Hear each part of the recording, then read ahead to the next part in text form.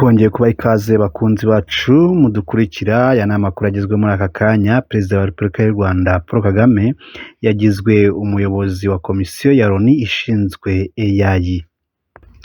Perezida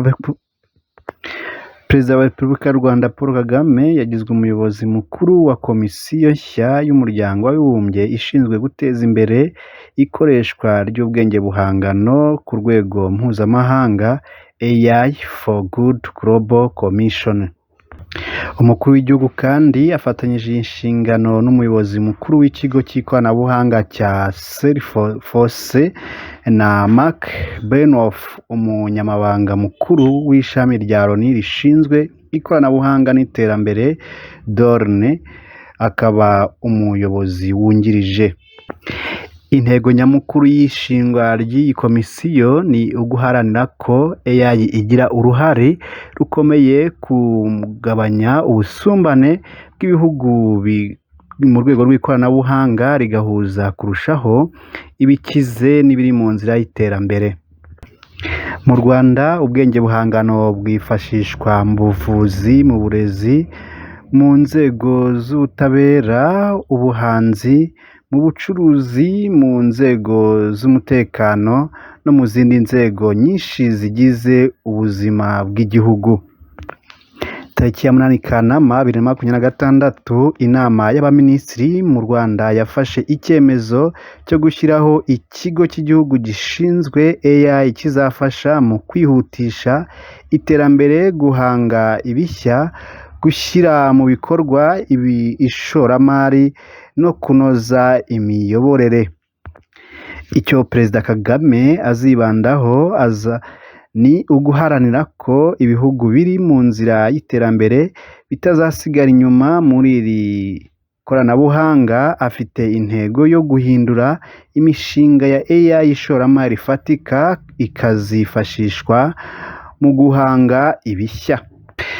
Minisitiri w'Ububanyi n'Amahanga n'Ubutwererane Ambasaderi Yves Nduhungirehe yatangaje ko u Rwanda rwahaye Leta Zunze Ubumwe za Amerika amakuru agaragaza ubufatanye bw'ubutegetsi bwa Repubulika ya Demokarasi ya Kongo n'umutwe w'iterabwoba wa FDLR. Ni mu kiganiro ajyanye n'iradiyo mpuzamahanga y'Abafaransa RFI, Minisitiri Nduhungirehe yagaragaje ko u Rwanda rwanamenyesheje Amerika ko umuhungu wa Habyarimana Juvenal witwa Jean-Luc Habyarimana na Fabienne Singaye bakiriwe i Kinshasa. Yagize ati "Twahaye umuhuza amakuru yose agaragaza ubufatanye bukomeje hagati ya Perezida Tshisekedi n'ingabo ze na FDLR, ariko kandi n'umutwe wa politike uri kugerageza gukorana binyuze mu bantu baba ino nka Jean-Luc Habyarimana na Fabienne Saguye bageze i Kinshasa nka Jean-Luc Habyarimana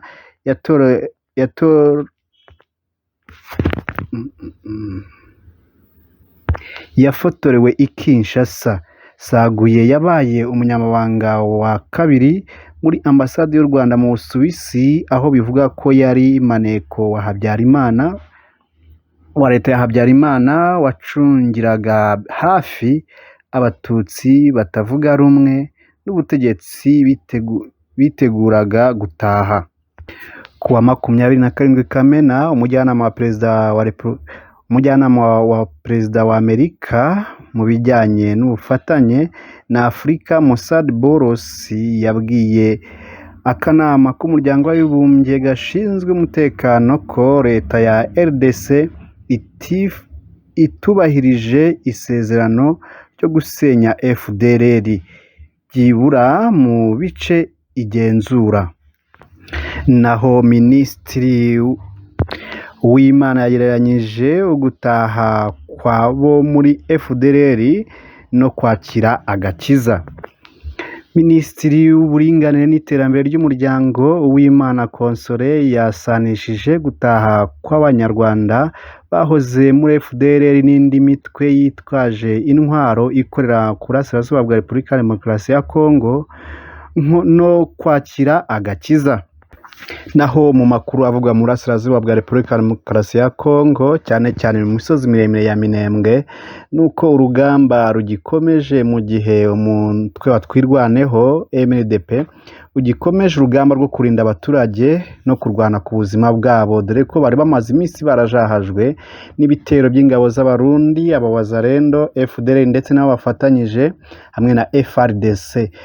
Bakaba bari kubashushubikana bakaba bari kugenda babamanura babegereza Baraka ahubwo aho kwibazwa no kuvuga ngo turibaza nyuma ya Puezero imaze gufatwa aho yafatiwe abarundi baragiye barahunga nk'uko byagiye bigaragazwa n'umuvugizi Rugabo ariko ababirebera hafi bareba kure babona yuko n'indi migi nayo isumirijwe kuko mu bice byose byari byegereye hafi Minembwe byabifitwe n'aba bari bahanganye byose byagiye bifatwa naho mu yandi makuru guverineri we wo muri Sud Kivu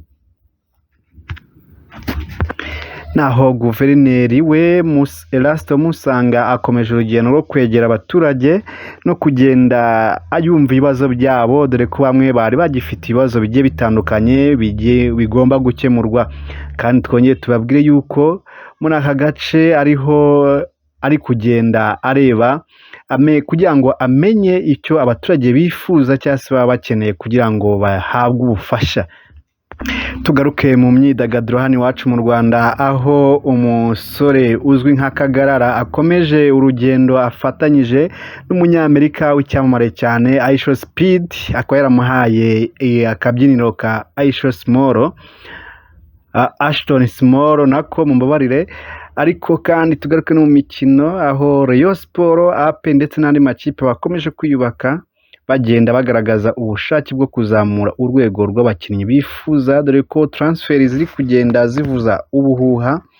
Rayon Sport yo iri kwitegurira rimwe kuzasohokera u Rwanda kimwe na APR bakomeje kugura abakinnyi bagiye batandukanye ndetse n'imyitozo ikakaye kuko nk'ikipe ya Rayon Sport yo yagiye gukorera imyitozo muri Gicumbi aho bari kwita cyane cyane kuri physique. Mu yandi makuru yo nuko umukinnyi w'icyamamare Cristiano Ronaldo yari asezeye mu gikombe cy'isi nk'uko abarebye umukino byaraye bigenze. Ubu turi kwibaza ninde ukurikiyeho ni Messi cyangwa se ni Mbappe kuko nabo ni match zigiye kuba mu kanya turi bubashe kureba abafite ifatabuguzi bareberaho nka za DSTV za Star Time ndetse na za Canal byose biracaho uko amasaha agenda akurikirana. Reka dukomeze tubashimiye tubibutsa gukora subscribe, like, comment ndetse na share kuko muri umuryango mugari turabakunda cyane mugume kugira impagarike n'ubugingo. Yavuze mu byo yavuze bikomeye byinshi yavuze ikintu cyo kutihorera. Yego. Ukuntu utaragera no byo kwinjiza abasirikare ba XFAR mu ngabo za RDF ikintu cyari gikomeye cyane ni imbaraga z'ubuyobozi za leadership zashizwe mu kintu cyo kutihorera. Ngenda ari umusirikare muto cyane ariko nari maze kugira experience mbona ibintu uko bimeze. Nibuka tuvuge za Nyacyonga tutangiye dukomeza tugana i Kigali nibwo kuri ngiye batisa babibonye kundi ibigaragazo bya genocide yakorewe abatutsi nibwo yatangiye kugaragara kuri ngiyewe ubona imirambo umubare n'uburyo babaga bishwe ibyo twumvaga kuri za BBC ku turadiyo none tubibona imbere yacu kandi ubwo muri twebwe hari n'abasirikare bari baraturutse mu Rwanda hano uko twadvasingaga babona imirambo y'imiryango yabo immediate family abo bavukanaga ababyeyi ba fiancé se tubibona gutyo. Reka mugize ukuri nk'umusirikare muto y'icyo gihe nari ntarakwiza n'imyaka 20 icyo gihe umujinya kumva ko abakoze ibyo twabonaga icyo gihe bagomba guhita bicwa nabo. Abenshi niko twabyumvaga. Ni uguhanirwa aho ngaho. Umva twari dufite imbunda, twarigishijwe kurasa, turi tafu, turindwanye. Njye nibuka ari mugenzi wanjye nabajije, ntabwo nari ko batwigishije imbunda, batwigishije kurwana, abakuru bacu, kugira ngo twice umwanzi, twice abantu babi, abanzi. Umwanzi utari uwakoze ibi ninde? Abakoze ibi niba atari umwanzi ni iki? Ariko ukwereka ubuyobozi, icyizere twari dufitiye abatuyoboraga, na gomana chief wacu, ijambo yo kuvuga ngo afande amesema. Afande amesema ni marufuko. Afande yavuze. Afande yavuze. Nubwo utari convinced, umujinya nta waruhari. Nge nakubwiza kuri narawinjiranye i Kigali hano. Ariko afande yavuze. Ni kuvuga ngo afande afite kundi aza ubuyobozi ari ukundi bizakemuka. Ikibazo ari kundi bizakemuka.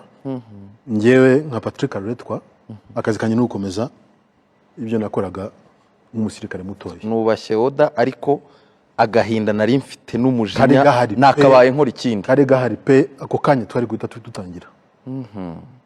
Ni nacyo cyari natural kuri bamwe muri twebwe. Ni ikintu gikomeye cyane kumva ubuyobozi bushobora kubona kugira igitekerezo yuko bidakwiye, nubwo ari byo byumvikana mu mutwe w'umusirikare mutoya, gatanga amabwiriza kandi bose bakabigendera, twese tukabigenderaho. Ni ibintu bidasanzwe.